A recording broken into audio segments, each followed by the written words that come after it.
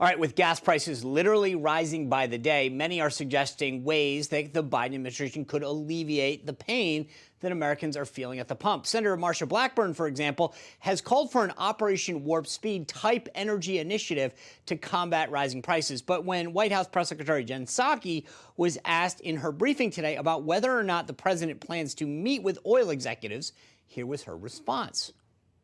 I have nothing to preview or predict for you in terms of him hosting oil company executives. Is he open to that?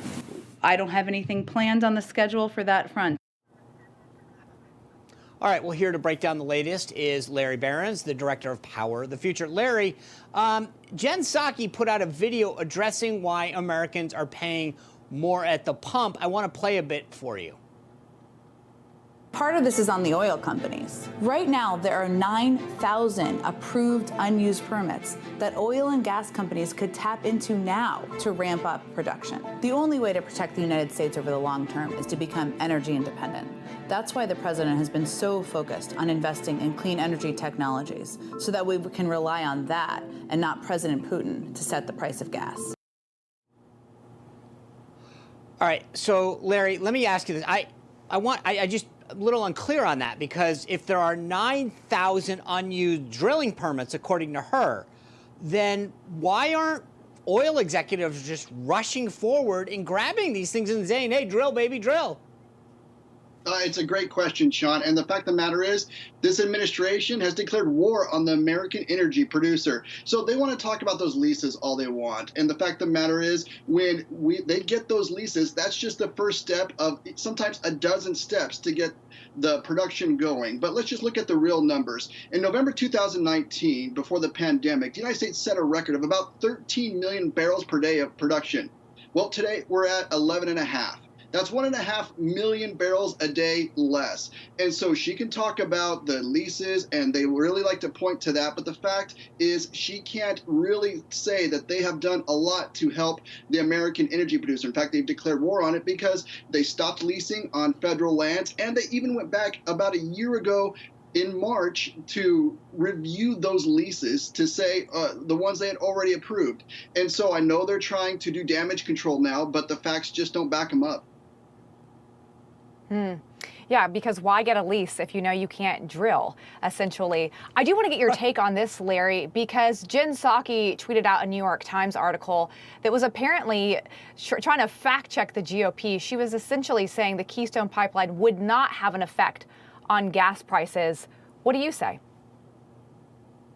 Well, I think it would. I think obviously any infrastructure that we can get into place would help these gas prices.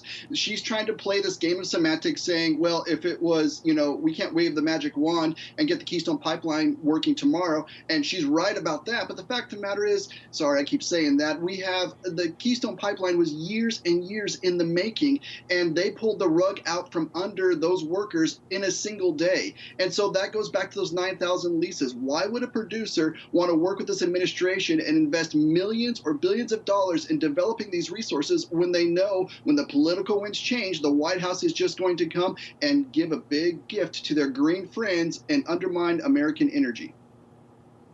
You know, it's interesting. There's this big confab down in Houston, Texas, among a bunch of energy executives, which makes sense, I guess, right? But I thought it was interesting because U.S. climate czar and all-around good guy John Kerry flew down there.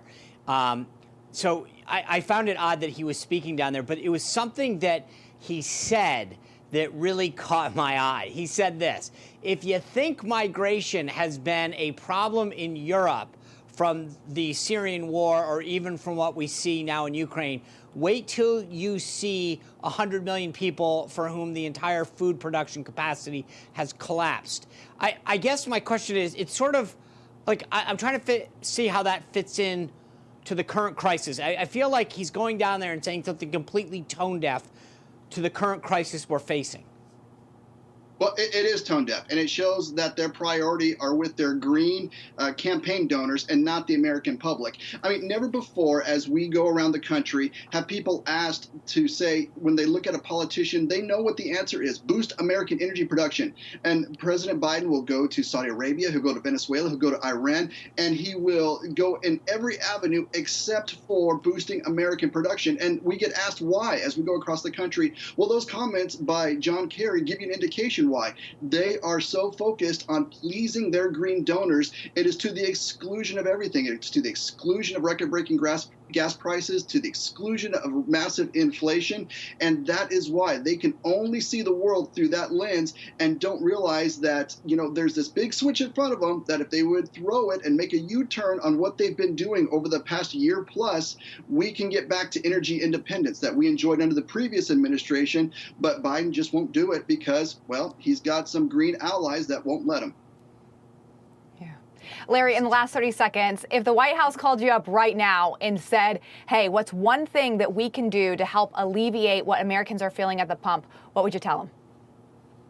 I know it sounds rhetorical, and I wish I could say, a stroke of the pen here or a law passed there. The president needs to host the leaders, American producers, not just the big producers, the smaller independents, and essentially say, I will not get in your way. I want to unleash this. The Operation Warp Speed bill that's being proposed sounds like a great idea, but it is the rhetoric that has come from this White House, along with damaging actions, both in the bureaucracy and with executive orders that have undone a lot of trust, and he needs to build this trust back because we need to get American production back up. We're 1.5 million barrels a day less than we were at our height, and we can get back there again if Joe Biden will just get out of the way.